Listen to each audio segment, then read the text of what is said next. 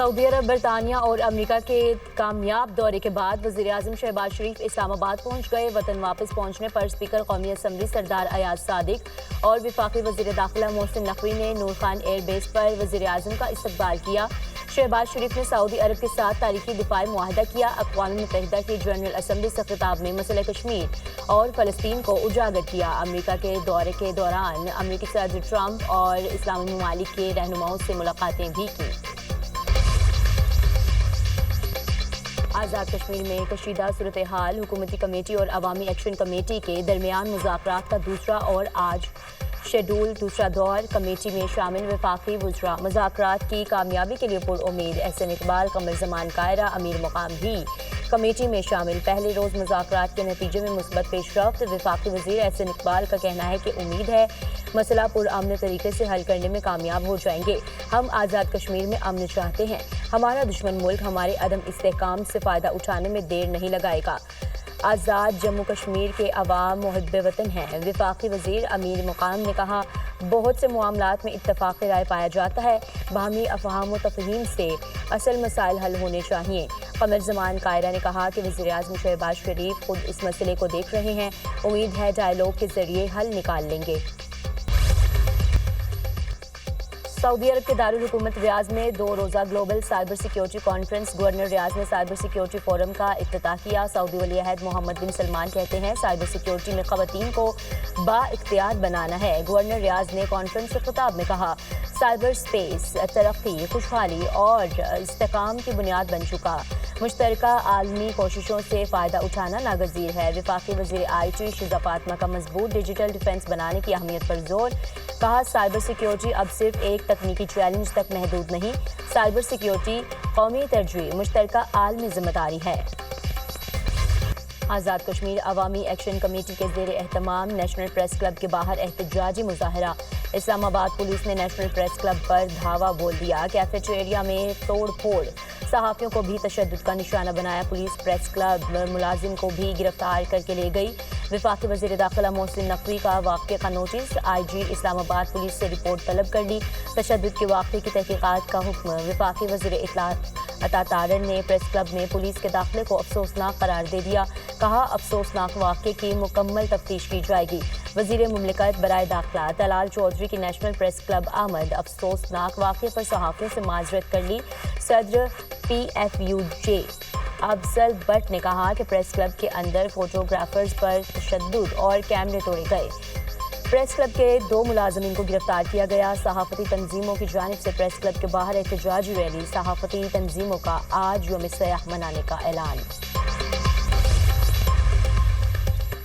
اسلام آباد national press club پر police کا دھاوا اور صحافیوں پر تشدد۔ C P N E, P F U J اور ایمنٹ نے واقعے کی دہشت گردی قرار دے دیا۔ واقعے میں ملوث افراد کے خلاف فوری کارروائی کا مطالبہ۔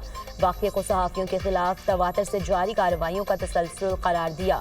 کہا، صحافیوں کے کردار کشی کرنا فوری بند کی جائے، صحافیوں کو دباؤ میں لانا اور اظہار رائے کو سلب نہ کیا جائے۔ میڈیا نے جنگ کے دوران انتہائی ذمہ داری سے ملکی اور قومی مفاد کو مد نظر رکھا۔ میڈیا نے پاکستان کی نظریاتی سرحدوں کی حفاظت کی۔ رپورٹرز اور فری لانسرز کو دہشت گردوں سے تشبیہ دینا آزادی صحافت کے نظریے کی خلاف ورزی ہے۔ آئین پاکستان پر شہری کو معلومات تک بلا رکاوٹ رسائی کا حق دیتا ہے۔ میرا کام ہے کہ اگر پنجاب کی کوئی تذلیل کرے تو مریم نواز شریف اس کا جواب دے، اور اس پہ مریم نواز شریف کبھی معافی نہیں مانگے گی۔ ابھی سیلاب آیا تو مجھے یہ لیکچر دیے جا رہے تھے کہ دنیا کے آگے ہاتھ کیوں نہیں پھیلاتے، عالمی امداد کیوں نہیں مانگتے۔ مریم نواز شریف کی بیٹی ہے، وہ کبھی اپنے لوگوں کو کشکول پکڑنے کا نہیں کہے گی۔ جو آپ کو گھیراؤ جلاؤ کی ترغیب دیتا ہے، بدتمیزی بد تہذیبی کی ترغیب دیتا ہے، وہ آپ کا دوست نہیں ہو سکتا۔ پنجاب کے عوام کے لیے بات کرنے پر معافی نہیں مانگوں گی۔ عوام کی عزت نفس پر کبھی سمجھوتا نہیں ہوگا۔ کوئی پنجاب کے عوام کی تذلیل کرے گا تو جواب دوں گی۔ وزیر اعلیٰ پنجاب مریم نواز کا پوزیشن ہولڈرز کے اعزاز میں تقریب سے خطاب۔ کہا، نوجوان فیک اور جھوٹے پروپیگنڈے کے نزدیک نہ جائیں، کبھی کسی کا ایندھن نہ بننا۔ 9 مئی کو حملہ کرنے والے نوجوان آج جیلوں میں ہیں۔ جلاؤ گھیراؤ کی ترغیب دینے والا آپ کا دشمن ہے۔ سیلاب آنے پر لیکچر دیے جا رہے تھے، دنیا سے مدد کی اپیل کیوں نہیں کی؟ کچھ کرنا چاہتی ہوں تو کہہ دیا جاتا ہے IMF نہیں مانے گا۔ پنجاب میں امتحانی سینٹر نہیں بکتے، جو محنت کرتا ہے وہی پوزیشن لیتا ہے۔ پنجاب میں سفارش کا کلچر ختم کر دیا۔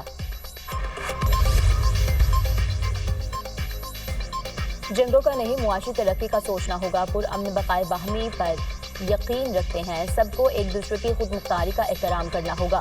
صدر مملکت آصف علی زرداری کا چینی ٹی وی کو انٹرویو، کہا پاکستان ہر طرح کے حالات میں چین کے ساتھ کھڑا ہے، معاشی ترقی ہی قوم کو آپس میں جوڑتی ہے۔ چین کا مستقبل تابناک ہے، پورا مشرق اس کے ساتھ مل کر کام کرے گا، ترقی سب کا حق ہے۔ پاکستان چین کے تعاون سے خلا تک پہنچ گیا، دورہ چین میں بے پناہ محبت ملی، اب تک 16-17 بار چین کا دورہ کر چکا ہوں۔ سفارتی محاذ پر ایک اور بڑی کامیابی، SCO اجلاس پاکستان میں ہوگا۔ ترجمان دفتر خارجہ کے مطابق اس ہاتھدار کی زیر صدارت سربراہی اجلاس کی تیاریوں سے متعلق جائزہ اجلاس ہوا۔ پاکستان شنگھائی تعاون تنظیم سربراہی کے 2026-27 اجلاس کی میزبانی کرے گا۔ شنگھائی تعاون تنظیم کا حالیہ سربراہی اجلاس تیانجن میں ہوا تھا۔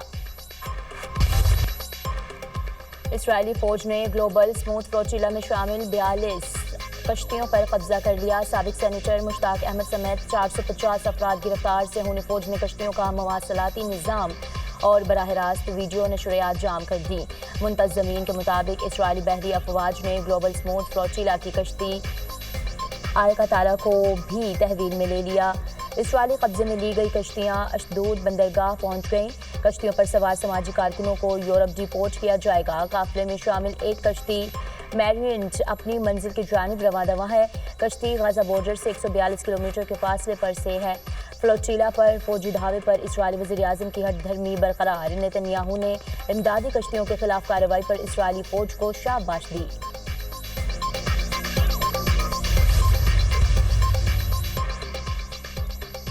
اسرائیل کی جانب سے سابق سینیٹر مشتاق احمد سمیت دیگر پاکستانی شہریوں کی فلوٹیلا سے گرفتاری، پاکستان نے رہائی سے متعلق اقدامات شروع کر دیے۔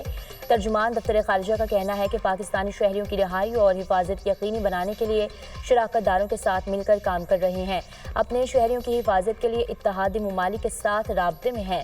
پاکستان اپنے شہریوں کی جلد اور محفوظ واپسی کے عزم کا اعادہ کرتا ہے۔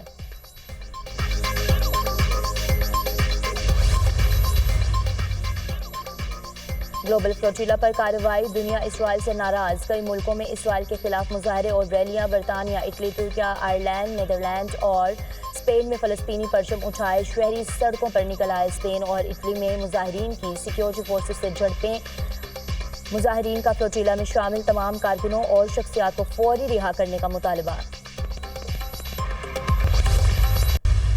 انٹرسپٹ کیا ہے اسرائیل نے سموت فلوٹیلا کو، اور اب بھی انہوں نے حصار میں لیا ہوا ہے، گرفتار کیا ہوا ہے۔ جماعت اسلامی غزہ کے لوگوں سے اظہار یکجہتی کے لیے سموت فلوٹیلا پر حملے کے خلاف اور یہ جو بین الاقوامی ورکرز کے ساتھ یہ سلوک انہوں نے کیا ہے، اس دہشت گردی کے خلاف کل یوم احتجاج منا رہی ہے۔ اسی طرح سے 5 اکتوبر کو کراچی میں ملین مارچ ہوگا شارع فیصل پہ، اور یہ اپنے سارے ریکارڈ توڑے گا انشاءاللہ۔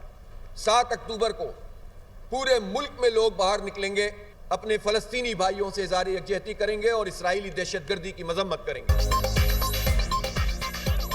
جماعت اسلامی کا فلوٹیلا پر اسرائیلی حملے کے خلاف ملک گیر احتجاج کا اعلان، 4 اکتوبر کو لاہور میں مارچ، 5 اکتوبر کو کراچی میں احتجاج ہوگا۔ حافظ نعیم الرحمان نے کہا 7 اکتوبر کو ملک گیر احتجاج میں اسرائیلی دہشت گردی میں نقاب کیے جائیں گے۔ اسرائیل نے مشرق وسطیٰ کا امن تباہ کر دیا، امریکہ اسرائیل کو نسل کشی کی کھلی اجازت دے رہا ہے۔ جماعت اسلام کا سمود غزہ فلوٹیلا پر اسرائیلی حملے کے خلاف احتجاج مظاہرہ، امیر جماعت اسلامی کراچی کی قیادت میں MA چنار روڈ پر احتجاج، مظاہرین کی جانب سے ریلی بھی نکالی گئی۔ JUI کا بھی آج احتجاج اور مظاہروں کا اعلان، سربراہ JUI مولانا فضل الرحمان نے کہا تمام ضلعی ہیڈ کوارٹرز میں فلسطینیوں سے اظہار یکجہتی کے لیے مظاہرے کیے جائیں، فلسطینیوں کے خلاف کوئی بھی ظالمانہ اقدام قابل قبول نہیں۔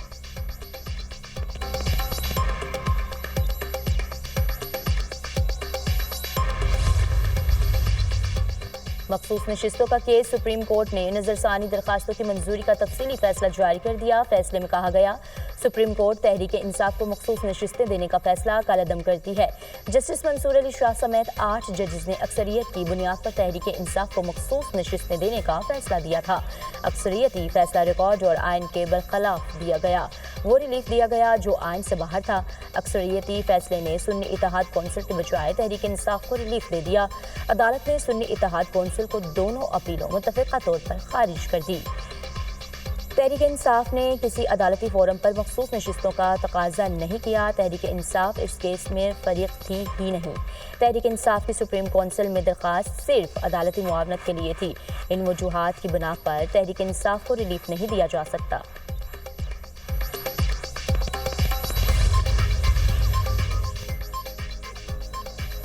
ٹیکس نیٹ بڑھانے پر کام کر رہے ہیں۔ ٹیکس اصلاحات کے ساتھ آگے بڑھنا ہوگا۔ اگلے سال کا بجٹ ٹیکس پالیسی آفس کی جانب سے دیا جائے گا۔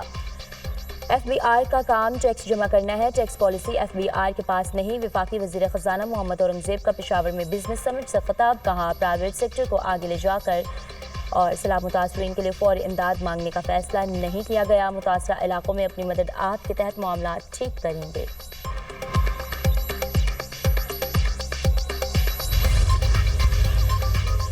خیبر پختونخوا کابینہ کے قلمدانوں میں ایک بار پھر رد و بدل۔ صوبائی وزیر برائے اعلیٰ تعلیم مینا خان کو محکمہ مواصلات کا قلمدان سونپ دیا گیا۔ وزیر اعلیٰ کے معاون خصوصی سہیل آفریدی کو صوبائی وزیر کا درجہ دے دیا گیا۔ محکمہ اعلیٰ تعلیم کا قلمدان سہیل آفریدی کے حوالے کر دیا گیا۔ مشرق وسطیٰ کا مسئلہ حل ہو سکتا ہے۔ یہ اب تک 7 جنگیں ختم کرا چکے ہیں اور غزہ کی جنگ 8ویں ہوگی۔ غزہ کے ساتھ پورے مشرق وسطیٰ میں امن ہوگا، یہ حیران کن کامیابی ہوگی۔ امریکی صدر ڈونلڈ ٹرمپ کا ٹی وی پر انٹرویو۔ امریکی صدر کا غزہ منصوبہ ریڈ لائن ہے۔ صدر ٹرمپ توقع کرتے ہیں کہ حماس غزہ منصوبہ قبول کرے گی۔ غزہ منصوبہ ریڈ لائن ہے اور صدر ٹرمپ اس ریڈ لائن کو برقرار رکھیں گے۔ منصوبہ قابل قبول ہے، حماس کو قبول کرنا ہوگا۔ حماس منصوبہ قبول کرے تاکہ آگے بڑھا جا سکے۔ ترجمان وائٹ ہاؤس کیرولائن لیوچ کی میڈیا سے گفتگو۔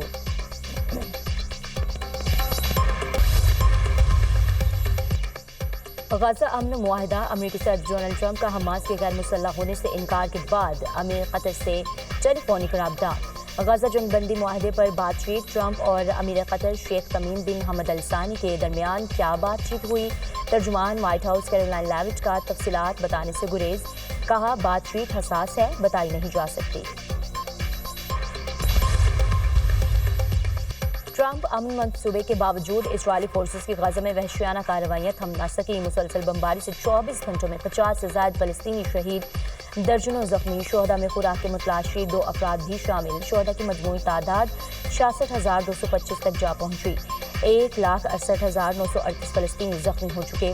ادھر اسرائیل کی غزہ میں فلسطینیوں کو دہشت گرد قرار دے کر ختم کرنے کی دھمکی۔ غزہ میں ٹھہرنے والے فلسطینیوں کو دہشت گرد یا دہشت گردوں کا حامی تصور کیا جائے گا۔ فلسطینی اگر زندہ رہنا چاہتے ہیں تو غزہ چھوڑ دیں، اسرائیلی وزیر دفاع۔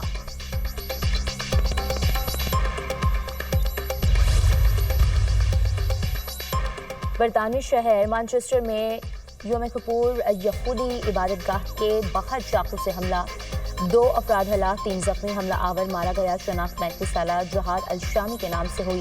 حملہ آور نے شہریوں پر کار چڑھائی اور گاڑی سے نکل کر چاقو سے وار کیا۔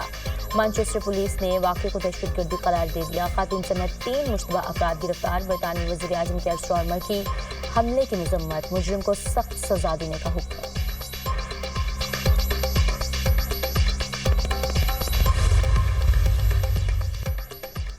روس 2 ریاستی حل کے لیے ٹرمپ پلان کی حمایت کرے گا۔ روسی صدر پیوٹن کی صحافیوں سے گفتگو، کہا یوکرین بحران ایک المیہ ہے جو روکا جا سکتا ہے۔ جنگ کی ذمہ داری سب سے زیادہ مغربی یورپ پر ہے۔ نیٹو روس کے سرحدوں کی جانب سے توسیع نہ کرتا تو تنازع سے بچا جا سکتا تھا۔ مغربی ممالک کو یوکرین میں تباہی پر کوئی افسوس نہیں۔ مغربی ممالک صرف یوکرین کو اپنے مفاد کے لیے استعمال کر رہے ہیں۔ یوکرین پر حملے کے وقت ٹرمپ امریکی صدر ہوتے تو تنازع شروع ہی نہ ہوتا۔ یورپی ممالک روس کے ساتھ جنگ کے خطرات خود پیدا کر رہے ہیں۔ کوئی روس کے ساتھ فوجی میدان میں مقابلہ کرنا چاہتا ہے تو آگے بڑھ کر دیکھ لے۔ امریکہ میں حکومت کا جزوی شٹ ڈاؤن جاری، ریپبلکن اور ڈیموکریٹس میں بجٹ بل پر ڈیڈ لاک برقرار۔ ریپبلکن بل کو 45 کے مقابلے میں 55 ووٹ ملے، ڈیموکریٹس کی بجٹ بل بھی ناکام، 47 کے مقابلے میں 53 ووٹ ملے۔ ڈیموکریٹس نے بجٹ بل میں $1.5 ٹریلین ہیلتھ کیئر پیکج شامل کیا تھا۔ امریکی صدر ڈونلڈ ٹرمپ نے ڈیموکریٹ ریاستوں کے فنڈز روک دیے، ڈیموکریٹس ریاستوں کے لیے $26 ارب کا فنڈ منجمد کر دیا گیا۔ وائٹ ہاؤس کی تصدیق، ٹرمپ انتظامیہ نے $8 ارب کے ماحولیاتی منصوبے منجمد کیے۔ شٹ ڈاؤن سے ملازمین کو برطرفی کا سامنا کرنا پڑے گا، لازمی سروسز بچانے کے لیے چھانٹی کرنا ہوگی۔ امریکی نائب صدر جے ڈی وینس کا رد عمل، جزوی شٹ ڈاؤن سے سرکاری ملازمین تنخواہوں کے بغیر ڈیوٹی دینے پر مجبور، ٹرمپ عوام کو یرغمال بنا رہے ہیں، شٹ ڈاؤن کو بطور ہتھیار استعمال کیا جا رہا ہے۔ ڈیموکریٹ لیڈر چک شومر۔ بھارت ایک بار پھر کھیل میں سیاست لانے سے باز نہ آیا، ویمن کرکٹ ورلڈ کپ میں کمنٹری کے دوران ثنا میر کا آزاد کشمیر کے ذکر پر بھارت کا پروپیگنڈا، بھارتی میڈیا کا ثنا میر کو کمنٹری پینل سے ہٹانے کا مطالبہ۔ Commentator Sana Mir social media پیغام میں کہتی ہیں کہ میرا تبصرہ ایک کھلاڑی کے سفر اور مشکلات کو اجاگر کرنے کے لیے تھا، کھلاڑیوں کے آبائی علاقوں کا ذکر کمنٹری کا حصہ ہوتا ہے، بطور کمنٹیٹر توجہ صرف کھیل، کھلاڑیوں اور ٹیموں پر ہوتی ہے، برائے مہربانی ہر چیز کو سیاست کا رنگ نہ دیں۔ ثنا میر نے کمنٹری کے دوران قومی ویمن ٹیم کے کھلاڑی نتالیہ پرویز کا تعلق آزاد کشمیر سے بتایا۔